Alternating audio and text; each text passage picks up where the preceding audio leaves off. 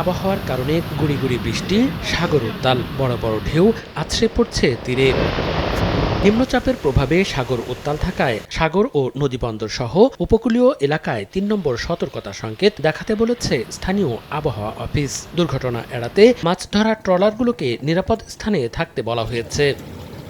এদিকে নিম্নচাপ ও অমাবস্যার জোয়ের কারণে নদ নদীর পানি ২ থেকে ৩ ফুট বেড়েছে। এতে প্লাবিত হয়েছে চরাঞ্চল সহ অনেক নিম্নাঞ্চল। কিছু কিছু এলাকায় জোয়ারের পানির তোড়ে ক্ষতিগ্রস্ত হয়েছে বেড়িবাঁধ। ভাঙন আতঙ্কে আছেন বাসিন্দারা। চরাঞ্চলে যে সমস্ত আত্মীয়স্বজন আছে যাদের বাসা সব ডুবে গেছে। আল্লাহ পাক যদি রাখে তাহলে থাকতে পারবো, আর যদি বেশি বন্যা হয় তাহলে হয়তো আমাকে এনতে চলে যেতে হবে। স্রোত বেড়ে যাওয়াতে নদীতে অনেক ভাঙন শুরু হয়েছে। টানা বৃষ্টিতে নদীর পানি বাড়ছে, বারণে আমাদের মেঘনা নদীর এদিকে বেড়িবাঁধ ভাঙ্গা যাইতে আছে।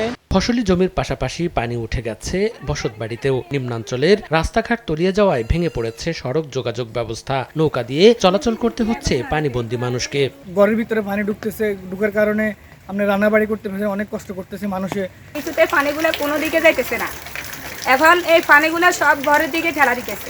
এদিকে টানা বৃষ্টিতে অনেক শিক্ষা প্রতিষ্ঠানেও পানি ওঠায় ব্যাহত হচ্ছে পাঠদান। মনিরুজ্জামান প্রান্ত, সময় সংবাদ।